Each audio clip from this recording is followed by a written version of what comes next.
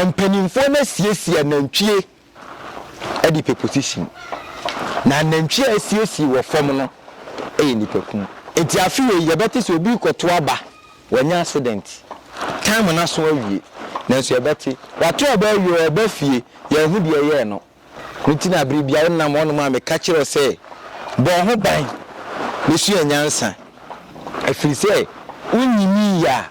onkwose onu nia bia owo party A any party B enkoko se we me party we ni me party.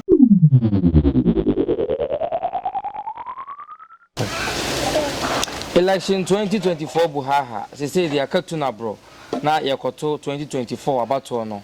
na ehonsem abedadwa yetunesani abasa ejempentinkwa ewo abefontentan no so na sofo ahodo ena obi a kire na dwen de fa ho Reverend Owusu Bempa o CNDC na ebenya Reverend Victor Kusiboatin on the majority no ena ebenya seat kese ewo emahye bedwanim obi e kan de Professor Zuka so da bebom MPP na ekọ edi ama no yabo anabe pima bi ja kwanta ene na Ebewiase ebebon komo na ono so ache na dwen dia fa afi abato no eho midin dia tesem hene kwaku Alandu Media suni yentinsim ana ma hen ya ji papa na ho tese me ho din che bongre saboba no sa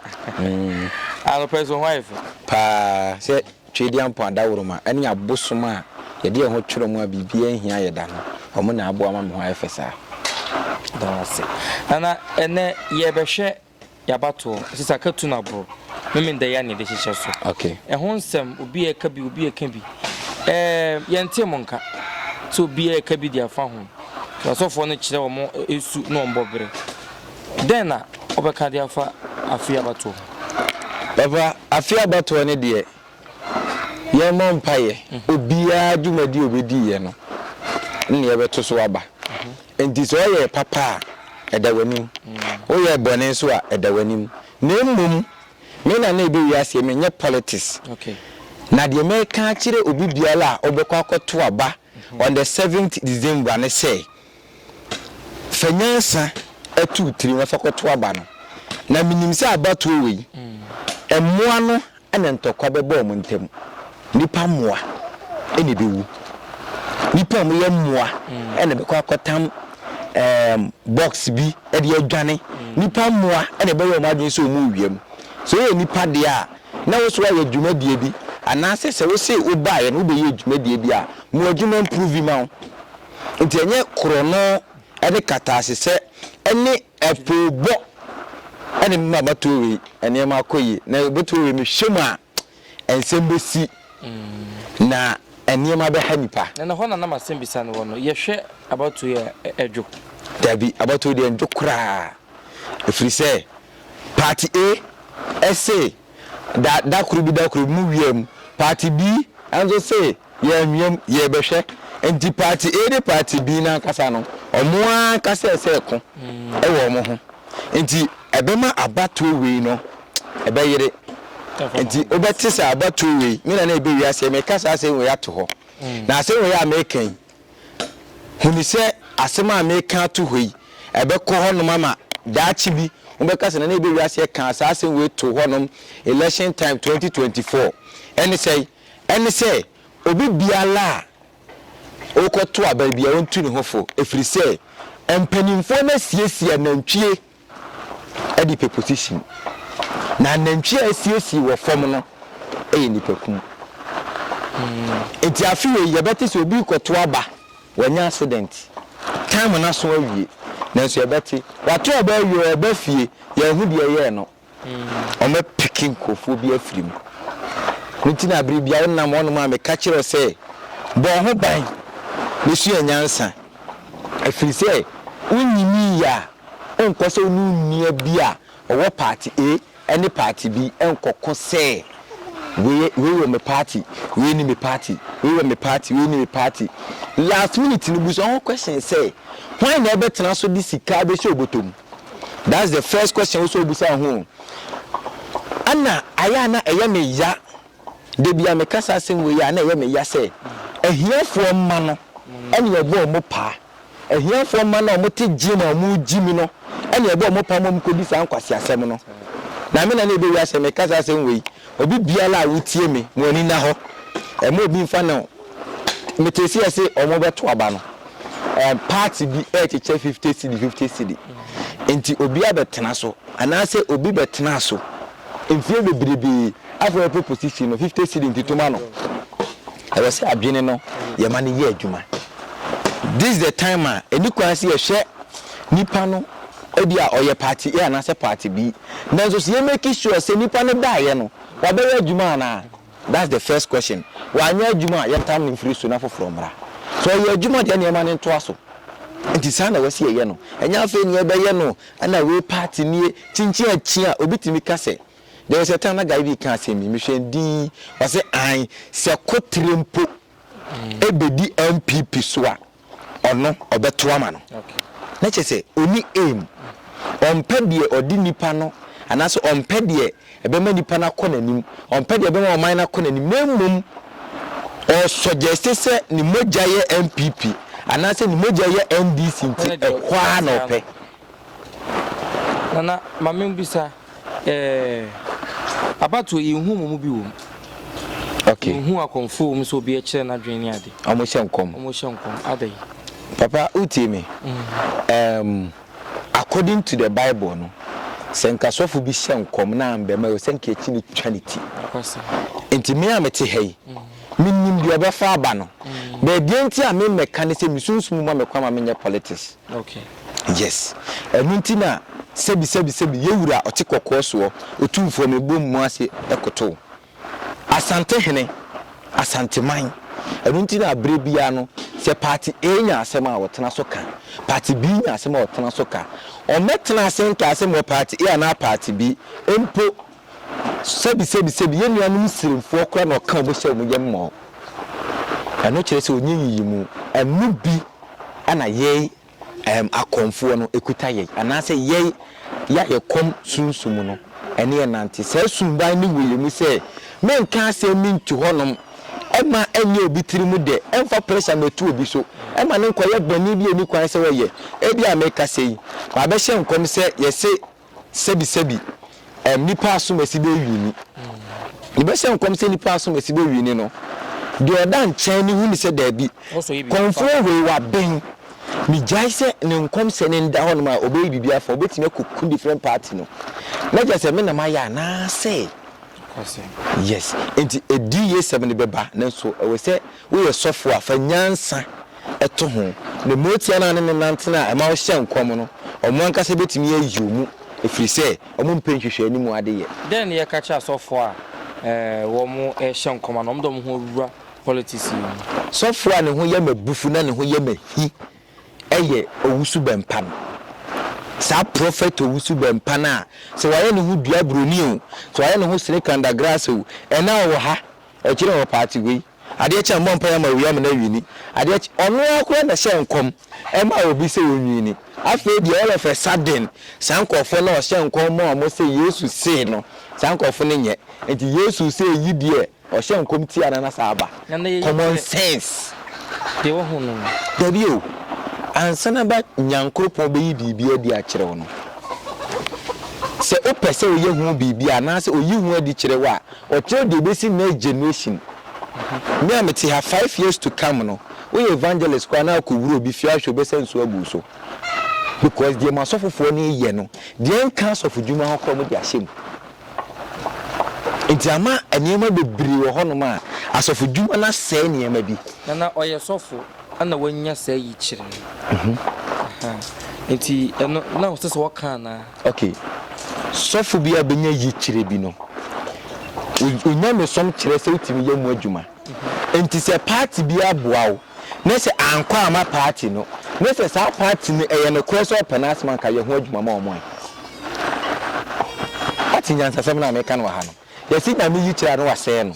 sa na according to the Bible moka enti se Bible ka sare na che se obetimi abom paye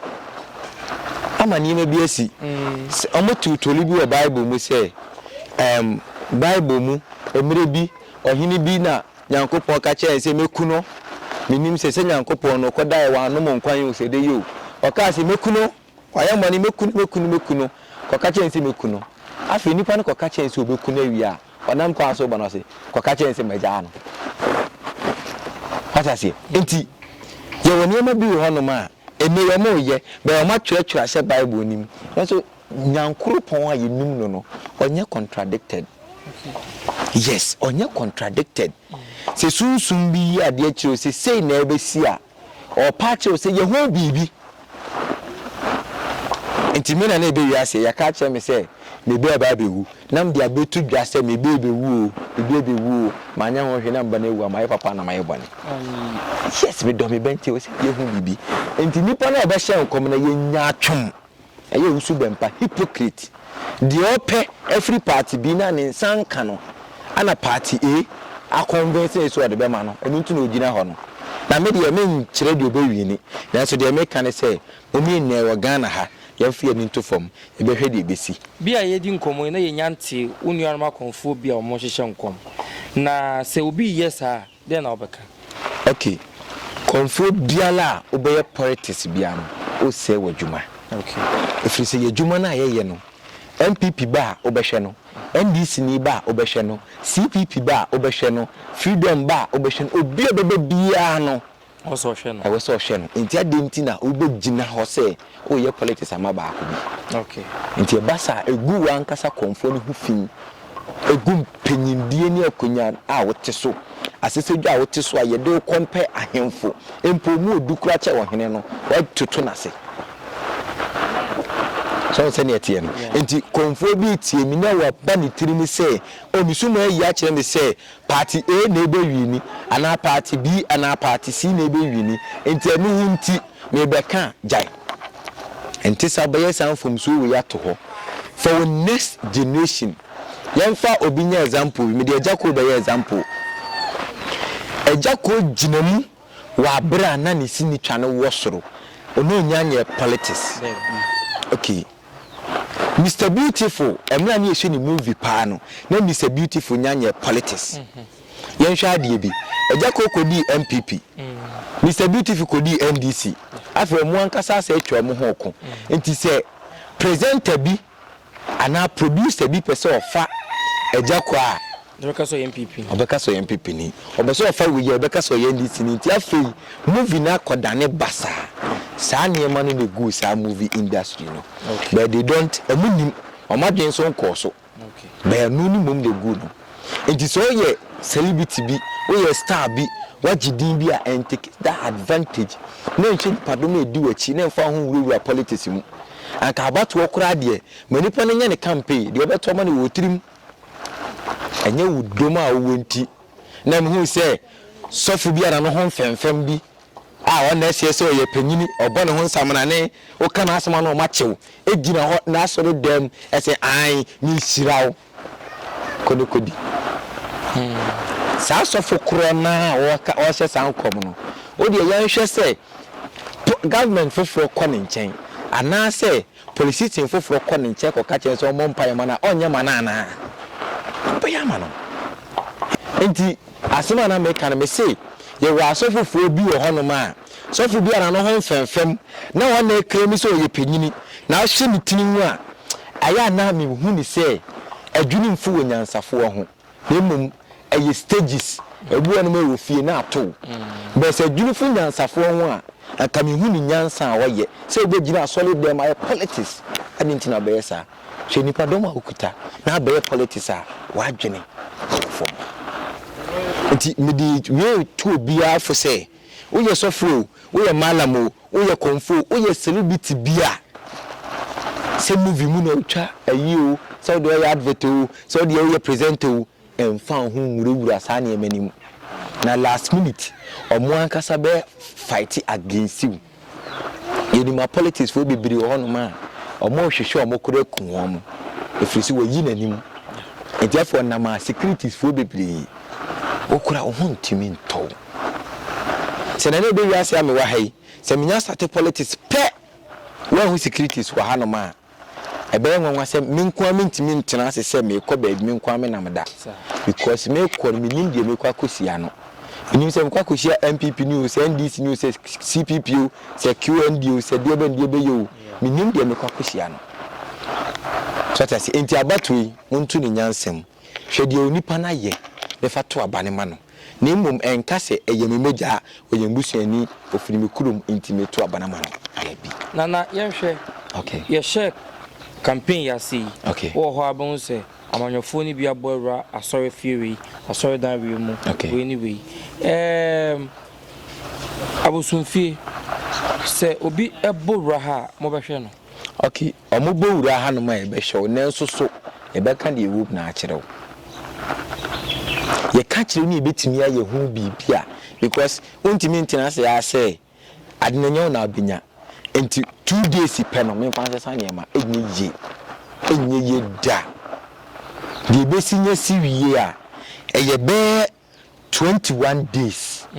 ani etimi di tu hene esi hene okay yemfa 1 day obi a wotie ni bia nim se yemfa 2 days and 1 day entu hene esi hene in spiritual enti untimi meka se ene ya waba na na Ebewiase o mete se o kasa fine enti me ba abato na ebekose me che de ekode ase enyanyam na me wi ni dia ene dane no ma me enya no kore na wogidi se di enti na omuntumi ma dodo na yehu ni nyina ye de camera da so ya so dem aso dem empo se omoba mo hampo a de enti na yentumi fa camera nto so ha okay ye hanom no yesuma ebe kire wo se eni kwan se obi asem ekwa abonte eni ni image ekwa abontene wa abere wa be ye adwuma no wo nchen fine ebia na obi ye adwuma foforo bi osem ye so for me dem de Jesus na nam say and ye wo dem sunsuma ka che metoto eno de metimi atoto but say nipa ne ba me ho a debi enti obonsa akonfo bibire ka ai asofofo ne ba me ho ebaji tumi but unhu se konfo bi sofo ne din yes sofofo na woka se ba ne ho baji tumi no o de advert amane ho se onso bra ne ho baji tumi na se ne woka sa wa mo sofo bi adin no sa na onso so mo bi adin okay yes nana yenhwe wasam etwato okay abato yi okay to ye fokakra okay na efa ochi akwan so etato okay abato yi ayekoto yi obi antie miye aka mere kakra bi enani kine ya chinechi ya na yeto abai aka mere kakra bi na mmom de me na na Ebewiase ya meka eni mafutu amede ma ho no ubetia me yerenfo ba minim se sa na won so yerenfo ba okwa koto aba boko uwi abehya wo dem anya na akokan ye wo mo ayi wo mo se o mo nhwe sa adwumadie ni so ne jai sa de ni ma wo mo okay ana menye wa adwen se emla wo honom se hono wa hye party bi amfa etin shetan koto aba no enye wa adwen se wo de oye bouncer wo de oye killer wo de oye dendei wo ye CPP ni wo ye NDC ni wo ye hwan ni wo ye MPP ni nti wo de beko de bi yenye ne sa senie etie no fa ni die ma mpanimfo no mo hye mlato wo se yenye ne sa no because eye wuwu nti ana meka sa asem wu ya kirew ebi ame asem si Ghana ha sisi a beta me passport a metimi adwane agyawo ana se mabosoma me kutanti ntimi nya me hwe na wadwene wo de ye ho de wadwene wo de ye ho se wo de ye kwa kosi usei na se bibisi sesi akrampa sunsun be na kan ma wo efema na Ebewiase mo Lake Road Abidjan kwanta ana se takrade Daboasi Junction afen so ubetimi afrem mo number we so 0598488278 0598488278 na asemba akona meka kirew bibiola utie me